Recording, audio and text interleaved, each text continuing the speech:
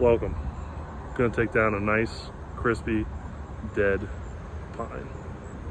Oh boy. Crispy is a good description of this one.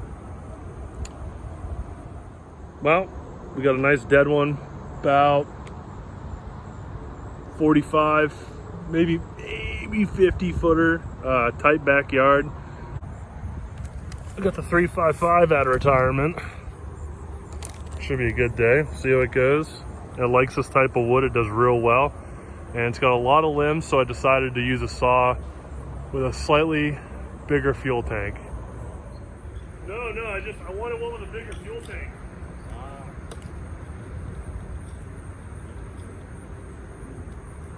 Just wanted more fuel, that's all.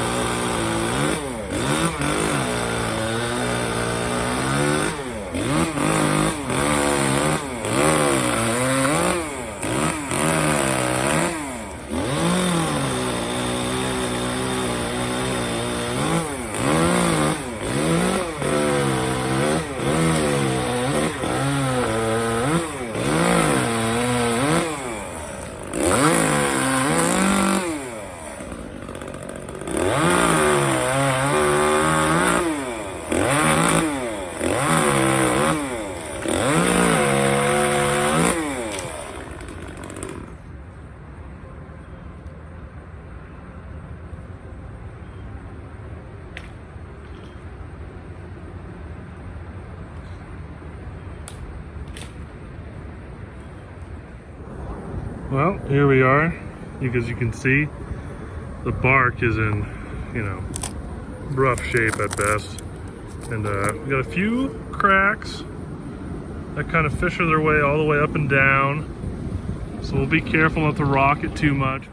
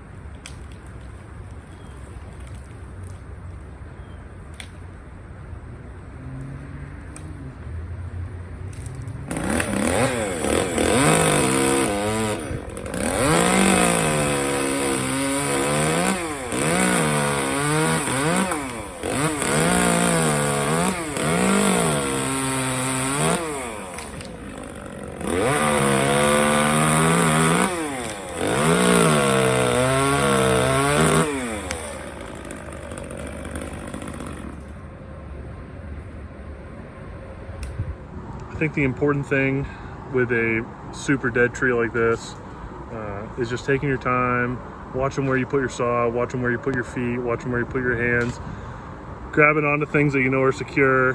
And you know, if you're a new climber like myself, only a couple of years of really like solo experience like this, it can be daunting. And you know, taking on a 40-footer or 50-footer is just as scary as taking on a 100-footer. So, you know, take your time. We're in no rush.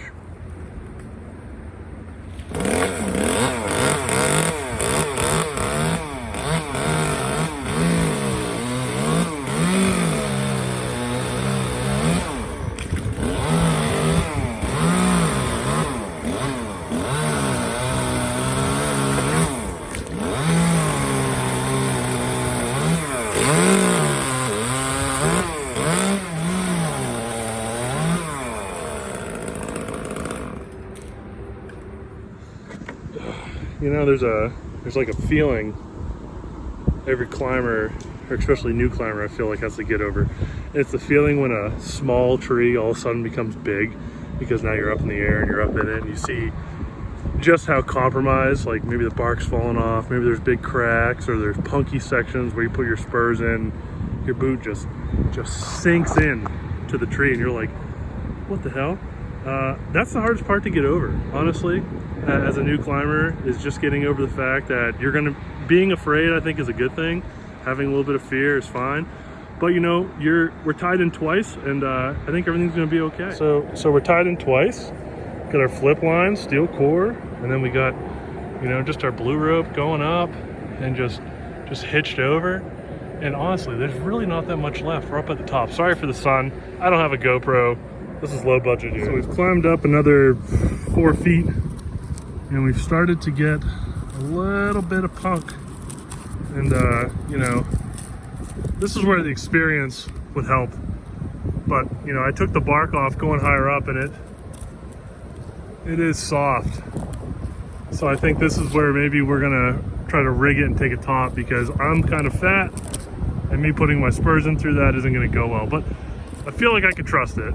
You know, maybe I'll go up another 1.5 feet just so I can get a better purchase with a rope. I don't know how many other new guys do this, but I throw my, this is a 75 foot, by the way, and I throw it through a little piece of webbing and just a non-locking carabiner, and that way it's up off the ground out of the work site for the ground guy as he's putting the limbs and stacking them up for the customer. Got our sides snipped. Had to double cut this. First cut was a little off, got a tiny bit of a Dutchman, but it's okay. And pull lines established, and I think we're good, but this thing is soft. Well, my fingers aren't fast enough for the iPhone, but decent cut. It didn't tear out too bad. It's a little soft here on the edges, but overall, you know, not too bad. It pulled and it is brittle, so it broke off, but you know, that's to be expected. It's a really dead tree. Here's our top right here too. Perfect landing, missed the fence. Keegan did a great job, right amount of tension. Just communication, real big learning curve for stuff like this.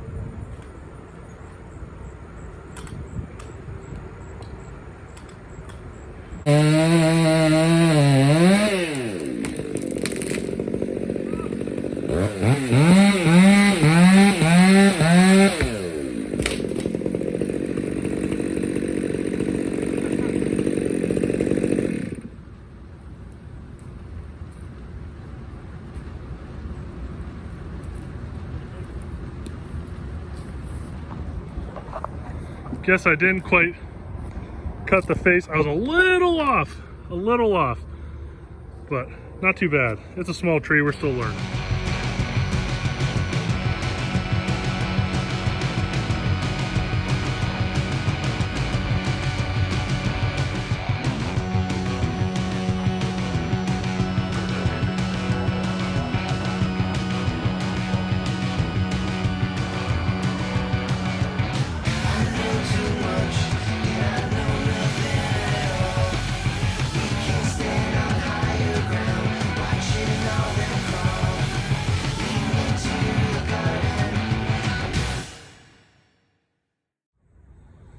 So this is definitely a first for me.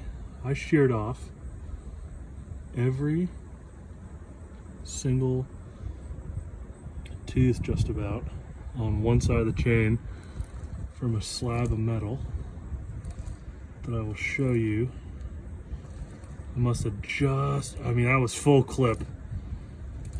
And I as soon as I heard it, I pulled out, so that's probably why I didn't hit the other set. And it must have been just protruding just a little bit. It's it's one of those damn eye hooks. The barker around it, never saw it, never had a chance. I'll show you what I'm talking about. I dug it out. I dug one of the ones that's still there out. So these are what I'm talking about. There are a couple of these in the tree, but several of them were overgrown by the bark, and I think they were just so rusted out that it went flying, but we definitely took one of those to the teeth. Well, and this is the finished product. Customer wanted to keep all the wood, so we got a nice stump cut, a couple stacks of logs, and we are out of here. That's all for me today. I'm John, the Landscape Giant, and we'll see you on the next one.